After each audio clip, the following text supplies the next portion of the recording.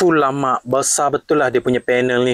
35 kali 60 cm. Panel besar macam ni, barulah boleh cas lampu solar korang dengan cepat. Yang ni lampu solar model baru tau. Model ni saya dah banyak kali repeat. Sebab yang ni baloi, design cantik dan korang dapat panel solar besar macam ni. Yang ni untuk tahun 2025 punya. Design dia ni warna kelabu macam ni. Lampu ni sesuai untuk korang gantung sebab dia ada bagi bracket macam ni. Untuk gantung sangat mudah. Bila korang lekatkan dekat macam ni, korang boleh pasang macam lampu ni juga sebab bracket dia ni sama.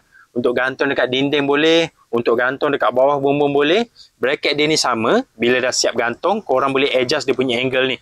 Bagi ngam dengan tempat yang korang nak suluh. Nak gantung dekat tiang lampu pun boleh. Bracket dia ni korang boleh gantung je mana-mana. Lampu ni dia pakai reflektor yang saiz besar dekat bahagian dalam. Reflektor dia ni pula tebal macam ni. Dan lampu LED dia tu banyak dekat bahagian dalam. Yang ni baru baloi, dia boleh nyala dengan terang. Kalau korang tengok waktu malam, cahaya dia ni memang sangat terang.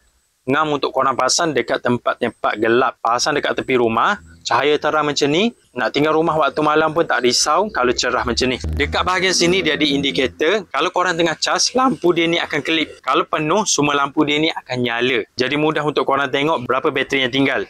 Lampu ni dia agak tebal sikit sebab bateri dekat dalam dia ni saiz besar. Sebab tu dia boleh nyala lama. Dari maghrib sampai subuh, dia boleh nyala dengan selamba tau. Lampu macam ni baru baloi untuk korang pasang. Dia boleh nyala terang macam ni, boleh pula nyala terang lama. Kalau korang beli watt yang paling besar, korang dapat lampu saiz besar macam ni.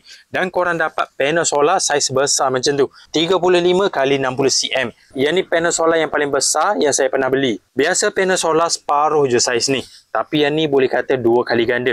Besar macam ni, baru dia boleh cas lampu korang dengan cepat. Tambah pula bateri besar dekat dalam, dia boleh simpan banyak tenaga. Panel pula jenis model baru, dia lebih perform banding panel model lama.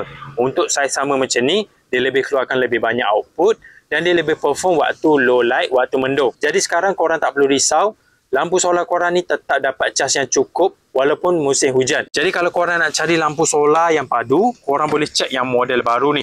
Model kelabu ni memang padu. Saya dah repeat banyak biji. Model baru, design cantik, cahaya terang, dapat panel besar macam tu. Korang boleh cek dekat link video.